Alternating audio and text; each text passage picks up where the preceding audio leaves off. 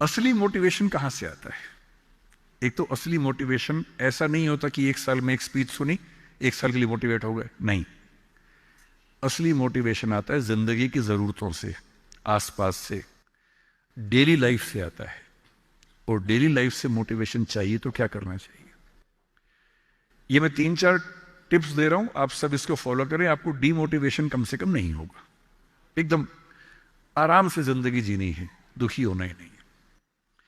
सबसे पहली बात, अपने आप से इतनी उम्मीदें नहीं पाल लेनी है जो पूरी नहीं हो सकती। और मैं आमतौर पर जब मोटिवेशन के लिए कोई मुझसे कहता है ना, मैं कहता हूं बच्चों को मत बुलाइए, उनके पेरेंट्स को बुला लीजिए। पेरेंट्स को समझाना ज्यादा जरूरी होता है कि बच्चों से इतनी उम्मीदें ना पाल लें कि बच्चों को जीना मुश्किल हो जाए। पेरेंट्स की एजुकेशन ज्यादा जरूरी है। भाई मैं देखता हूं मेरा बेटा पढ़ने में ठीक है, बहुत तोप नहीं है, मैं चाहता भी नहीं कि तोप बने, ठीक से पढ़ ले, मस्त रहे एकदम। पर हमारे गली मोहल्ले में कुछ बच्चे तोप हैं, उनके माता पिता रात दिन लगे रहते हैं। मम्मी फिर से 10th क्लास कर रही हैं, पापा भी 10th क्लास कर रहे हैं, बच्चा भी कर रहा है। रात दिन माँ बाप भी पढ़ा रहे हैं उसको, बच्चा भी पढ़ रहा है, पूरी फैमिली 10th क्लास कर रही है। और बच्चे के 10th क्लास में 99.8% मार्क्स, उसके बाद भी दुखी, 0.2 क्यों नहीं आए? और हमारे वाला 50 में खुश रहता है कि बहुत आगे, काफी है, इससे ज्यादा क्या करेंगे? अगर आपने बच्चों से इतनी उम्मीदें पाली, इतना कंपटीशन में उलझा दिया, बेटा तुम्हें फर्स्ट आना है, टॉप करना है, 100% लाना है, ये करना है, वो करना है, आपका बच्चा कितना भी टॉप कर ले, वो कभी खुश इंसान नहीं बन पाएगा। और पेरेंट्स के लिए सबसे जरूरी होना चाहिए कि आपका बच्चा खुश रहे, ठीक इंसान बन जाए, आपके बुढ़ापे में आपकी चिंता कर ले, मन ही मन आपसे नफरत ना करने लगे।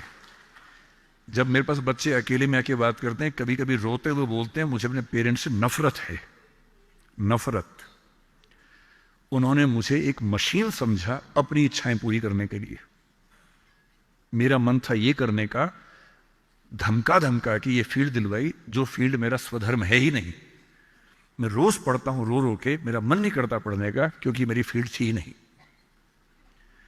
इसलिए आप सबसे कह रहा हूं, हर व्यक्ति हर काम नहीं कर सकता, पर हर व्यक्ति कुछ ना कुछ अच्छा कर सकता है। और वो कुछ ना कुछ अच्छा क्या है? जो आपका स्वधर्म है। इतने उम्मीद मत पालिए।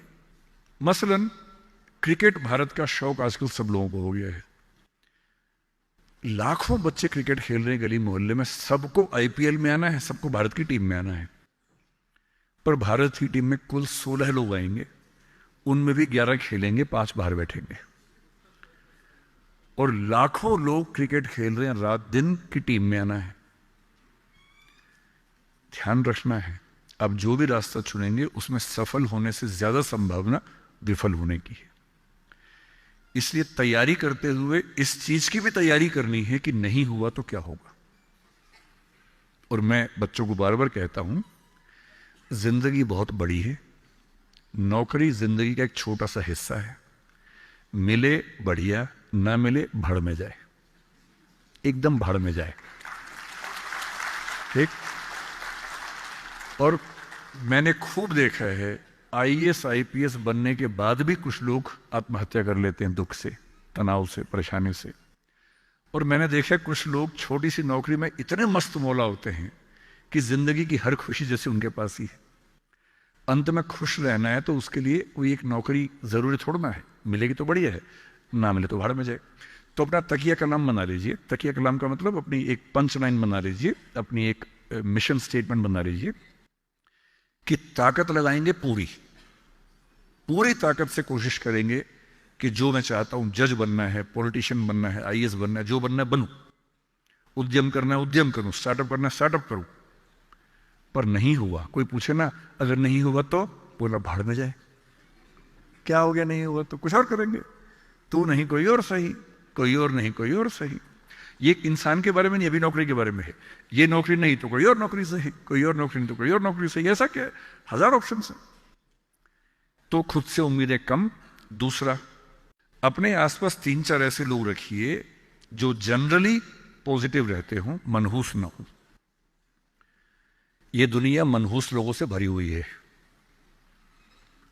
आप कुछ भी करने लगेंगे, आप कहेंगे मैं सोच रहा हूं कि अपना काम शुरू करूं, लोग कहेंगे अरे पागल मर जाएगा, अरे पागल, तेरे खानदान में किसी ने किया आज तक, अरे तेरे बस की बात नहीं है, अरे छोड़ दे, तुझसे होगा ही नहीं, मैंने पहले ही कहा था नहीं होगा। इन मनहूसों से दूर रहिए। ऐसे दो चार लोग जो थोड़ा पॉजिटिव हों और सोच समझ के सलाह दे।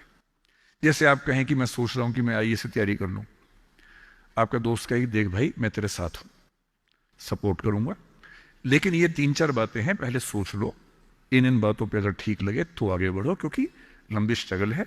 हाँ, स्ट्रगल करोगे तो मैं साथ में हूं, कोई दिक्कत नहीं आएगी। तीसरा, छोटे छोटे टारगेट्स, छोटा छोटा कंपटीशन जीवन में रखिए। एक लंबी यात्रा एक झटके में नहीं होती है, बहुत छोटे छोटे टारगेट से पूरी होती है। जैसे मैं रोज 8 घंटे पढ़ूंगा, आज मुझे इतना सिलेबस कर लेना है, उतना कर लीजिए।